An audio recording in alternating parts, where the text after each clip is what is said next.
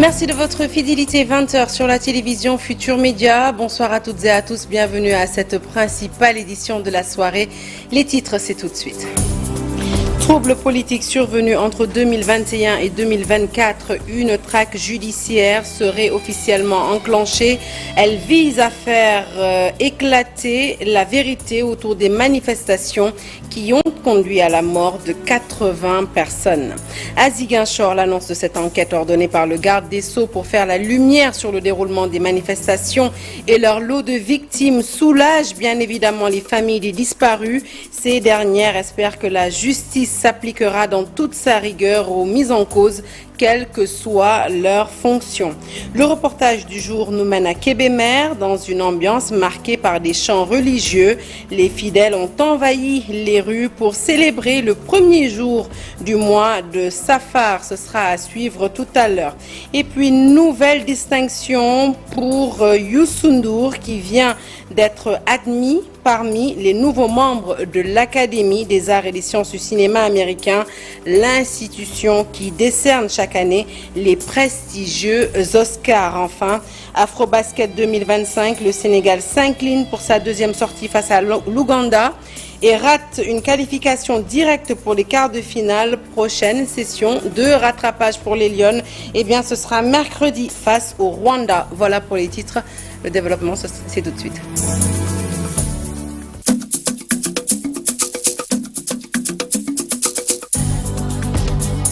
Bonsoir à toutes et à tous. Je vous l'annonçais tout de suite en titre. Enfin, l'ouverture des enquêtes sur l'un des plus grands traumatismes politiques que le Sénégal ait connu. Le ministre de la Justice veut faire jaillir la vérité autour des troubles politiques survenus entre 2021 et 2024.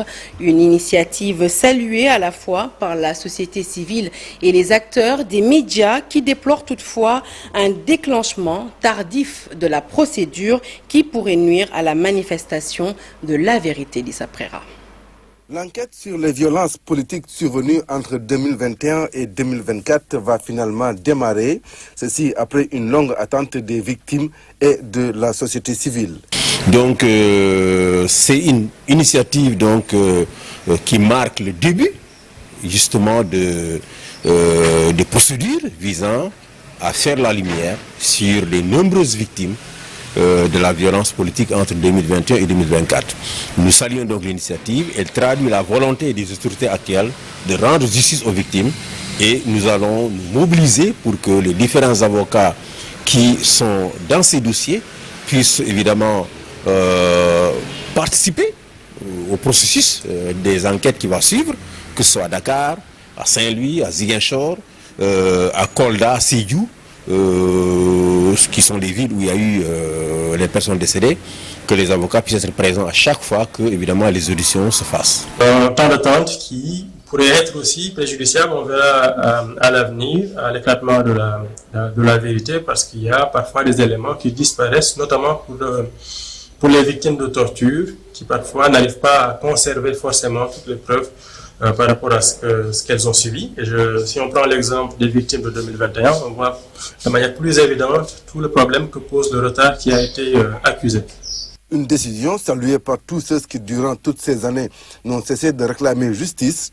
Mais certains estiment que malgré cette décision, le temps d'attente pourrait constituer un problème pour l'éclatement de la vérité, surtout pour ceux qui sont victimes de torture. Notre attente, c'est véritablement que ces procédures, que ces recherches, que ces investigations permettent d'enclencher un mouvement dans un double sens. D'abord, sur le plan des sanctions, qui devraient advenir en principe, mais ensuite que ça puisse aiguillonner les réformes qui doivent être mises en œuvre pour véritablement mieux encadrer l'usage de la force par les forces de défense et de sécurité. C'est véritablement l'enjeu majeur. Il faut que ça soit un tournant par rapport à cette culture de violence policière. Il faut qu'on en arrive à ce que ça ne se reproduise plus en agissant justement sur la racine du problème, que ce soit au niveau de la formation, que ce soit au niveau des dispositions qui permettent de sanctionner les forces de l'ordre qui vont faire des excès dans le cadre du maintien de l'ordre. C'est véritablement l'attente majeure au bout de tout ce processus. Une démarche qui marque un tournant important dans la volonté des nouvelles autorités à rompre avec l'impunité. Toutefois, l'issue de l'enquête dépendra de l'indépendance du parquet et de la capacité de la justice à résister aux pressions politiques. Et bien naturellement, cette saisine du procureur général annoncée par le journal L'Observateur dans le cadre de l'enquête sur les événements de 2021 à 2024 fait réagir les familles des victimes et ex-détenus. Ces victimes se disent satisfaites des avancées notées. Elles demandent toutefois que la procédure soit accélérée et que tous les coupables répondent de leurs actes, quelle que soit leur fonction au sein de l'ancien régime. Le point, c'est avec Boubacar Diassi et Lamine Mandjan. La saisine du procureur général annoncée par le journal L'Observateur dans le cadre de l'enquête sur les événements de 2021 à 2024 au Sénégal fait réagir les familles des victimes. Nous ne faisons que nous en satisfaire. Nous sommes très contents de cela, parce que hier seulement nous étions en réunion et nous en avions parlé amplement. Moussa Sané demande à la justice de faire vite. Parce que tout dossier bouclé et remis à qui de droit aura déjà été diligenté en termes d'enquête, à tel point qu'il est possible de connaître les coupables et les non coupables.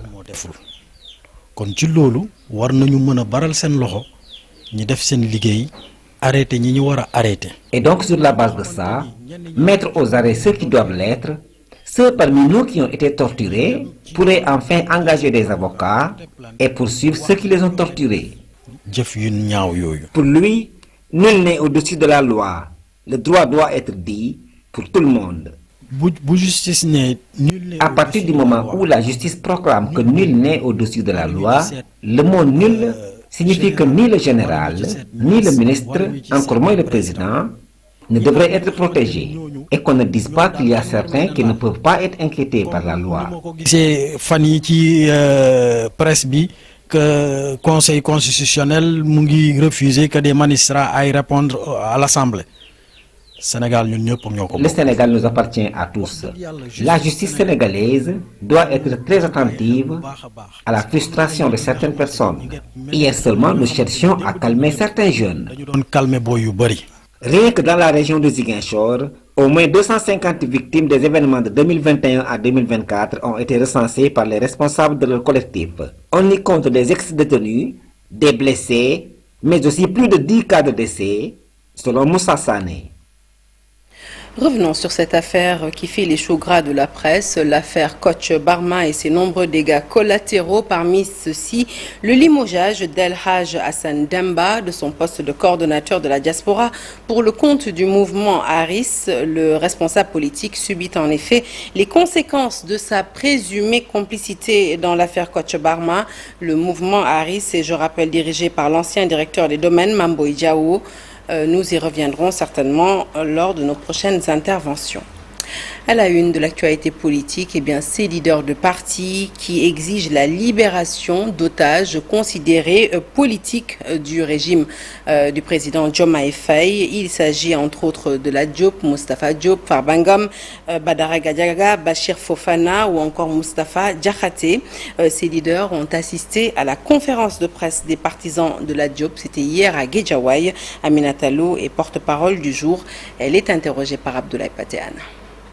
Pourquoi nous sommes là aujourd'hui? Parce que nous sommes des leaders au niveau national. Nous sommes des militants de la République. Nous sommes des républicains. Pour ne pas dire des patriotes. Parce que les patriotes, quand tu le dis, on passe à l'autre côté, alors que ce ne sont pas des patriotes, mais des destructeurs de la République. Nous sommes préoccupés par l'avenir économique de ce pays. Nous sommes préoccupés par cette démocratie qui est menacée à travers l'instrumentalisation de la justice pour éliminer des adversaires politiques ou pour museler la presse. Nous disons non, ça doit arrêter. Et c'est que nous allons l'arrêter. Nous sommes venus vous apporter notre soutien. Avec vous, nous allons mener le combat de la libération de tous les otages politiques. Nous lançons un appel au président de la République. Il dit que ce Sénégal-là, il veut une réconciliation nationale. Il veut la paix. Alors, il n'a qu'à libérer les otages. À Matam, plus rien ne semble pouvoir arrêter les producteurs de riz qui ont décidé de boycotter la présente campagne hivernale et pour cause un coût d'électricité insupportable à telle enseigne que les riziculteurs en colère s'en sont pris au chef d'agence de la Sénélec de Matam. Le point, c'est avec Ali Bandagnan. Venus de toutes les zones de production du Dandemayo, tous les présidents des unions de riziculteurs se sont donné rendez-vous au casier agricole de Matam. Des paysans qui dénoncent la cherté des factures d'électricité et qui s'en prennent directement au chef d'agence de la Sénélec de Matam. La raison, c'est les factures salées de la Sénélec, d'une part. D'autre part aussi, des rappels des factures de 2018 à 2019, qui encore, ces factures ne sont pas encore, ces factures ne sont pas, alors sont des factures erronées. Les rendements sont moins, les charges augmentent, voilà, et le président de la République et le gouvernement du Sénégal. C'est un véritable ouf de soulagement des producteurs de Ndouloumadji Dembe. Dans la tourmente, depuis le début des premières pluies, les riziculteurs de cette localité du département de Matam vont désormais accélérer les récoltes de rizières. Principal obstacle entre la fin de la campagne régulier sur les factures et aussi qu'il n'y ait pas de relève à distance. Relever des factures à distance. Et encore le prime fixe qui figure dans chaque facture. Et or que le prime fixe est supprimé par l'État. Donc ça, nous le déplorons. Et aussi, le chef des gens, son comportement envers des producteurs. Son comportement. Et son arrogance, je dis bien. Parce qu'ils sont là, ils savent, il y a certains présidents qui ont vraiment, qui leur montrent des arrogances. Il faut qu'il y ait quand même un respect. Devant solder des impayés estimés à un peu plus de 140 millions de nos francs, les riziculteurs de Matam décident de boycotter la présente campagne agricole de l'hivernage. Il s'agit bien des exploitants des casiers rizicoles au nombre de 17 réalisés à coût de milliards par le gouvernement, alimentés par des stations de pompage avec comme principale source d'énergie le courant de la Sénélec. Joint par notre correspondant pour recueillir sa version des faits, sachez que le chef d'agence de la Sénélec de Matam dit attendre les instructions de sa hiérarchie pour se prononcer sur le sujet. Parlons de tout à fait autre chose maintenant. Si vous êtes un habitué des gargotes, eh bien ces mises en garde du service d'hygiène pourraient vous intéresser. Elles concernent ces alertes, le contrôle des restaurants de rue et nous apprennent qu'une huile douteuse et de mauvaise qualité est très souvent utilisée pour faire les repas. Constat posé à Mour en présence de nos reporters Ndeye Matidien et Mamadou Gueye qui nous donnent des explications dans ce reportage. C'est une opération de contrôle très rigoureuse avec un objectif bien défini sur un aliment particulièrement ciblé, l'huile utilisée dans la restauration collective. Les éléments de la brigade de l'hygiène de Thiès ont pris au dépourvu plusieurs vendeurs de produits alimentaires. La brigade régionale d'hygiène, en collaboration avec un de nos partenaires, à savoir ABBA, donc nous avons voulu, par l'intermédiaire de la presse, aider la population sénégalaise à bien s'alimenter. Le premier ERP qu'on a visité, son huile a été testée avec les deux tests, à savoir le test rapide et le testo 270. Et l'huile est une huile de qualité. Mais là où nous sommes avec l'autre établissement recevant du public, le deuxième ERP que nous avons visité, nous avons constaté que son huile a dépassé largement la moyenne par rapport à la consommation. Donc c'est une huile impropre à la consommation que nous avons retirée. Le capitaine Armand Sec, chef de la brigade régionale de l'hygiène de Thiès, poursuit sa déclaration. De telles activités seront fréquentes pour la sécurité des consommateurs. Donc aujourd'hui, nous sommes maintenant dans le cadre du lancement de l'activité pour pouvoir au moins le pérenniser. Nous sommes obligés, dans le cadre de la promotion et de la prévention de la santé, de sécuriser davantage les populations sénégalaises. Dans le département d'Umbour, ces consommateurs sont représentés par Serigne Ba. Il insiste sur l'importance de ces genres de contrôle. On sait que nous avons pris un seul exemple, l'huile, mais c'est sûr que d'autres aliments aussi, la viande, le poisson, etc., peuvent avoir des problèmes sur la santé des Sénégalais. En cette période d'hivernage, ces agents de l'hygiène veulent éviter le maximum de cas de maladies dus à une alimentation malsaine. À quelques jours du Grand Magal de Touba, ce défi, 0 ambulance en panne, lancé dans les districts sanitaires de Touba et Mbaké. Les quelques 50 voitures défectueuses destinées à l'évacuation des malades dans ces districts ont été remises à neuf. Une initiative de l'Union nationale des professionnels de l'automobile, l'UNAPAS, qui entend ainsi élargir ce programme au reste du territoire. Nous écoutons tout de suite Bambagnan, il est justement le président de l'UNAPAS, il s'exprime au micro de Pape Balagaï Talassamba. Aujourd'hui, nous sommes à Touba, plus précisément dans la résidence de Cheikh Khadim à Héliport, que le Khalif nous a donné l'honneur de s'installer ici il y a une semaine pour vraiment dépanner l'ensemble des ambulances de cette zone.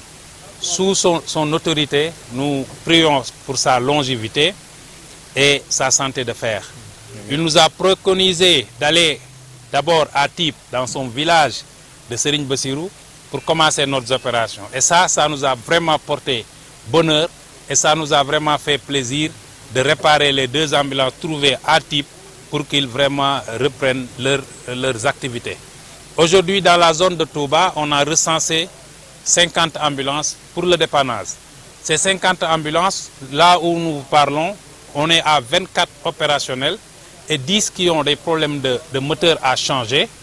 Et il y en a 5 qu'on a retournés parce que l'état de leur délabrement est très avancé. En tant que technicien, nous avons vraiment jugé nécessaire de ramener ces véhicules en réforme. Touba est une étape très importante dans la mesure où l'UNAPAS, dans son programme social du ZAP, Zéro Ambulance en panne, a fait le tour du Sénégal. La 4e édition, c'était à Ziguinchor. Aujourd'hui, on est dans la région de Diourbel pour la 5e édition et plus précisément à Touba. Donc notre objectif final, c'est de réparer toutes les ambulances du Sénégal pour qu'ils soient vraiment opérationnels pour régler définitivement le problème de la mobilité du santé. Et pas loin de Touba, Kébémer, qui s'est paré en ce début du mois de Safar de couleurs de la ferveur mouride. Dans une ambiance marquée par des chants religieux, les fidèles ont envahi les rues pour célébrer cette date historique du mouridisme. À la tête de cette grande mobilisation, Serigne Abdou Karim Mbacké Bara, qui n'a ménagé aucun effort pour la réussite de cet événement. Une célébration également marquée à Darou Mousti, autre haut lieu plutôt du mouridisme, où prières et récitals de Khassaïd ont rythmé la journée. Le 18 Safar, plus qu'une commémoration, reste un symbole de foi et d'attachement à l'œuvre de Cheikh Ahmadou Bamba Khadimou Rassoul. Les détails avec Habib Faye Maradien. Kébémer s'est réveillé au rythme des chants religieux et des invocations rappelant à tous la grandeur d'un jour pas comme les autres. Dans les rues, une foule compacte de disciples, de regards illuminés par la foi, scandait sans relâche le nom de Cheikh Ahmadou Bamba, fondateur du mouridisme. Les pas résonnaient sur le sol sablonneux comme une symphonie spirituelle, témoignant de l'amour indéfectible que portent les mourides à leur guide éternel. À la tête de cette impressionnante mobilisation, Serigne Abdou Karim Mbacké Bara, figure respectée et héritier de cette noble tradition, rayonnée de joie et d'humilité. Dans un élan de générosité, il a mis tous ses biens à contribution pour que la célébration soit à la hauteur de l'événement.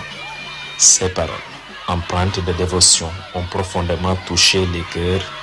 18 Safar n'est pas une simple date du calendrier musulman, c'est une page lumineuse de l'histoire du Sénégal et du mouridisme.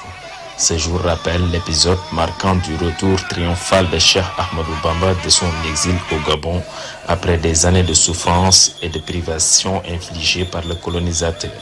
Mais c'est aussi un moment de recueillement, une invitation à la méditation sur la patience, la résistance et l'amour inconditionnel de Dieu. Dans toutes les régions du Sénégal, mais particulièrement à Kébémer, ce jour devient une véritable leçon de vie, celle d'un homme qui, malgré l'injustice, a choisi le pardon et la soumission totale à son Seigneur. 18 Safar à Kébémer n'est pas qu'une simple commémoration. C'est un moment où le passé et le présent se rejoignent, où chaque pas, chaque prière et chaque sourire raconte l'histoire d'un homme dont la lumière continue de guider des milliers d'âmes. Allez, nous reparlons d'agriculture avec ces 21 moissonneuses-batteuses réceptionnées par la Société des aménagements des eaux du Delta. Un premier ouf de soulagement pour les producteurs de la vallée du fleuve Sénégal. Ces derniers qui avaient fait donc plusieurs sorties pour réclamer ces machines afin de démarrer la présente moisson. Pour le secrétaire général de la SAED, Paul-Marie Faye, eh bien, la balle est désormais dans le camp de ces producteurs. Pour terminer leur campagne, nous l'écoutons au micro de Seynou Diop et Habib Seck. Vous le savez, pour rappel, le docteur Mabouba nous a fait l'honneur, en tout cas, de sillonner la vallée du fleuve Sénégal pendant 4 jours, en passant d'abord par le département de Bakel, la région de Matam, le département de Podor, et terminer sa tournée au niveau du département de Dagana. Au terme, en tout cas, de ces 4 jours, il s'est convenu qu'effectivement, il y avait un besoin urgent pour accompagner en termes d'accompagnement de moissonneuses-batteuses pour permettre d'aller très rapidement terminer la récolte. Je pense que certains l'ont dit, aujourd'hui on est à peu près à 65% de récolte, donc il reste 35%. Je voulais peut-être aussi profiter de l'occasion pour demander l'ensemble des acteurs de la filière, en tout cas, de faire un bon usage de ces moissonneuses-batteuses. Parce que je pense que le but, ce n'est pas peut-être de faire carrément une forme de rentabilité, mais surtout, c'est pouvoir accélérer. Hors de chez nous, à Brescia, en Italie, l'association des Sénégalais de la région a célébré pour la 3e année consécutive l'excellence de sa jeunesse. Le prix Lalla Camara a en effet été distribué aux meilleurs élèves sénégalais de la diaspora italienne, un symbole fort de réussite et d'intégration. En présence du consul général du Sénégal à Milan, cette cérémonie a perpétué la mémoire d'une figure emblématique tout en tissant des liens durables entre le pays d'origine et les nouvelles générations. Le reportage est signé notre correspondant sur place, Augustin Faye. L'Association des Sénégalais de Brescia a organisé le dimanche 27 juillet la 3e édition du prix d'excellence Lalla Camara, récompensant les jeunes Sénégalais de la diaspora italienne pour leur réussite scolaire et personnelle. Placée sous l'égide du consul général du Sénégal à Milan, Djibril Fofana, cette cérémonie honore la mémoire de Lalla Camara, symbole de courage et d'engagement communautaire. L'important, c'est tout simplement montrer aux yeux du monde qu'aujourd'hui, l'immigration est en train de prendre une autre facette. Nous avons pensé que nous qui étions là, nous avons fait notre cursus au Sénégal. Mais nous avons la chance d'avoir nos familles ici, qui sont nées ici, grandis ici, ou bien qui sont nés au Sénégal, mais qui ont grandi ici, qui ont fait l'école ici. Donc c'est une façon pour nous de les encourager, de les faire voir qu'il y a la possibilité de réussir. Et effectivement, depuis que nous avons commencé à faire ces éditions, nous avons vu beaucoup de jeunes qui se sont émergés et qui sont devenus vraiment les meilleurs dans les plus grandes écoles italiennes. En partenariat avec l'association Keparu Khalei, ce prix vise à célébrer l'excellence académique, renforcer les liens entre la diaspora et le Sénégal et inspirer les nouvelles générations. Nous avons vu aujourd'hui les Sénégalais qui sont venus vraiment très nombreux parce que la salle était très pleine.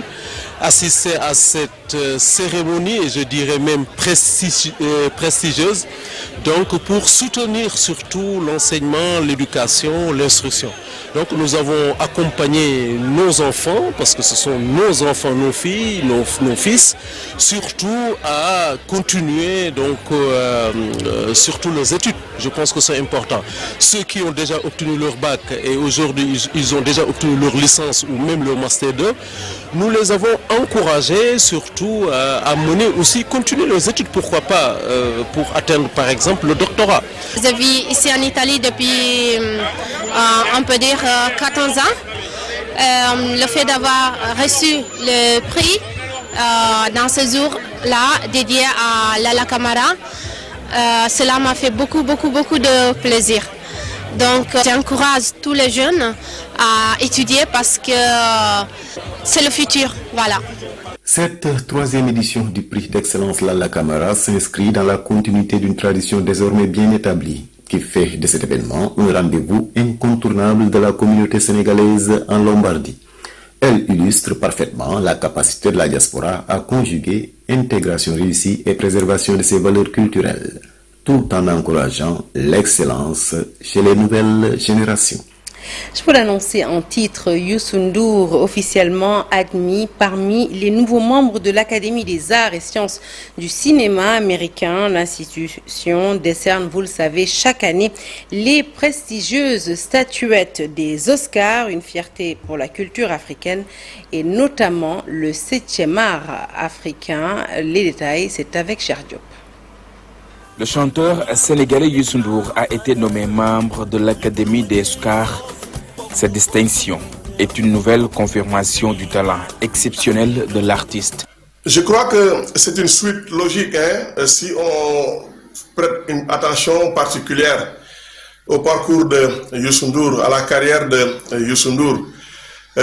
Avoir cette reconnaissance des pairs, je crois que Youssou l'a connu tout le long de sa carrière. C'est comme un dieu reconnu par ses collègues de la divinité. Youssou N'Dour a assez joué pour la bonne marche du Sénégal, la bonne marche du continent, mais aussi du monde. Je crois que artistiquement, il a suffisamment fait ses preuves. C'est aussi une reconnaissance de sa contribution au rayonnement du 7e art africain à l'international. Youssou N'Dour, l'homme aux multiples facettes. Voir ainsi son parcours artistique honoré de la plus belle des manières. Il a influencé des gens, il a influencé des politiques sociologiques à travers sa musique. À travers sa musique, il a parcouru le monde. Il a propagé, il a fait la promotion de la culture africaine partout dans le monde. Il a joué dans les plus grandes scènes du monde. Donc rien de plus normal pour que Youssou apporte sa contribution à ces différentes réflexions justement autour de ce cercle de décideurs. C'est un décideur. Il a toujours été décideur. Maintenant, il sera à un autre niveau beaucoup plus élevé. Cette nomination n'est pas seulement un bonheur personnel pour Youssou N'Dour, elle est aussi une victoire collective pour le Sénégal. Par ailleurs, le cinéaste Mamadou Dia, reconnu pour son regard singulier et engagé sur la société sénégalaise, a été officiellement intégré à l'Académie des Oscars du cinéma américain. Et ce, dans la prestigieuse catégorie réalisateur. L'actualité sportive à présent, nous la démarrons avec le basketball pour parler de la deuxième journée du groupe C de l'Afro-Basket 2025 qui, vous le savez, se tient du 26 juillet au 3 août à Abidjan. Le Sénégal s'est hélas incliné devant l'Ouganda après prolongation sur le score de 73 à 70, une défaite surprise synonyme de perte de la première place du groupe que la pivot Madjigensen met sur le compte de la maladresse et de la précipitation. Je vous propose de la suivre. Je pense que l'Ouganda en a voulu plus. Aujourd'hui, elles étaient présentes sur tous les côtés. Nous, à un moment donné, il y a eu relâchement, côté rebond, comme côté défense. On a eu très tôt des fautes qui nous a pénalisés. On n'a pas pu marquer les tirs ouverts et aussi nos lancers francs. Donc je pense que c'est un tout qui a fait qu'aujourd'hui on a perdu le match. Comme je l'ai dit, on ne va pas s'attarder sur le fait que l'Ouganda nous a battus. C'est une défaite. Voilà. Donc on avance. On a un travail qui nous attend. Tout n'est pas encore perdu. Hein. Tout n'est pas encore perdu. Ils ont été meilleurs que nous aujourd'hui. Cela ne veut pas dire que nous aussi, on a été nuls. On a eu maintes fois la chance de pouvoir les gagner, mais on ne les a pas saisis dû aux petites erreurs qu'on a fait. Et nous en sommes conscientes, donc on va continuer à travailler et voilà, aller de l'avant. Et pour décrocher sa qualification pour les quarts de finale, eh bien, le Sénégal va devoir battre le Rwanda. Ce sera ce mercredi. du basket. Nous passons aux arts martiaux et notamment nous parlons de Vovinam, le championnat national du comité national de gestion CNG de Vovinam Viet donc a vécu une compétition marquée par un niveau technique élevé, une présence massive des combattants, une belle réussite pour le CNG qui tend vers une fédération dans un peu moins d'une année. Compte rendu et signé Maïmouna Ndiaye. Du beau spectacle, de belles empoignades ont rythmé le championnat national du CNG de Vovinam Viet Vo Dao. Une réussite totale. Nous avons eu à travailler donc sur des tableaux dont on n'a pas l'habitude de faire, c'est-à-dire donc les VAT, ainsi que donc les combats codifiés donc en VAT aussi, premier et deuxième niveau. Mais compte tenu donc d'une saison très riche, après donc Bamako, on est tombé donc sur notre tournoi international qui a été une prouesse. Nous avons jugé donc de terminer la saison avec beaucoup donc de sérénité. Et là, en fait, on a eu un championnat et nous avons accueilli plus de 300 candidats. Au niveau technique, on est toujours regardant parce que nous sommes des maîtres. On veut toujours donc affiner donc les combattants parce que nous avons des objectifs étant donc de ramener ici véritablement donc les champions, le titre de champion du monde. Et que c'est possible. Passer de comité national de gestion à une fédération, une aspiration réalisable pour la famille Vovinam. Le problème est très délicat et il est laissé aux soins du ministère. D'ailleurs, c'est la marraine, normalement, on a affecté le championnat à la marraine, à notre ministre.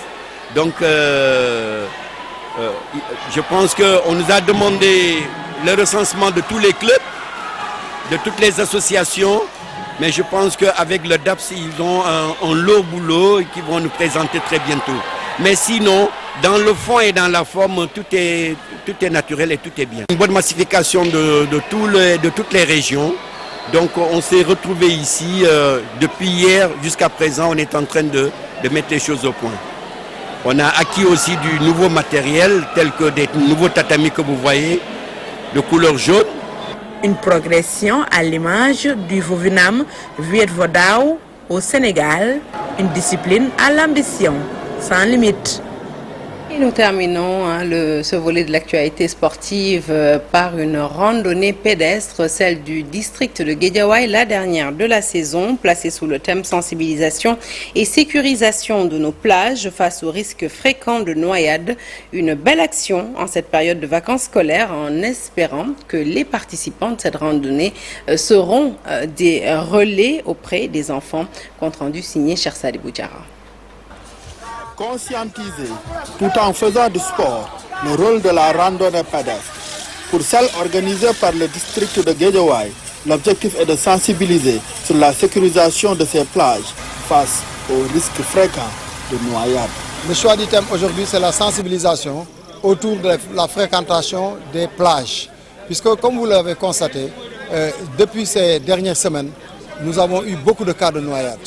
Et ça, on le doit à un manque d'information, de sensibilisation de la population. C'est pourquoi la Fédération sénégalaise de randonnée pédestre est restée debout comme un seul homme pour aujourd'hui prendre tout le district de Guédiawaye et les sensibiliser sur les fréquentations des plages. Nous n'avons pas dit de ne pas fréquenter les plages, mais nous avons dit de bien voir les plages qu'il faut fréquenter. Surtout les plages où il faut se baigner. Puisque la préfecture, tout le département a pris des dispositions pour avoir des volontaires pour sensibiliser les jeunes autour des plages. Mais nous, aujourd'hui, nous voulons sensibiliser la famille des randonneurs. Nous voulons qu'au sortir de cette randonnée, que chaque membre, que chaque parent puisse aller auprès de sa famille relayer l'information. La dernière action d'une saison bien remplie de la Fédération sénégalaise de randonnée pédestre est ce démembrement. À ce jour, nous avons tenu à vous rappeler que nous avons organisé plus de 60 randonnées rien que pour la région de Dakar. Si on étend ça aux régions, c'est sans conteste une centaine de randonnées que nous avons pu organiser en 52 semaines de l'année. Et que la saison démarrant le 1er octobre et se terminant le 31 juillet, vous comprendrez un peu le ratio que nous avons pu, n'est-ce pas, réussir en organisant une centaine. Fin de ce journal, merci de l'avoir suivi. L'actualité se poursuit sur toutes nos plateformes digitales. Et tout de suite, restez avec nous pour la deuxième partie du Soir d'Info.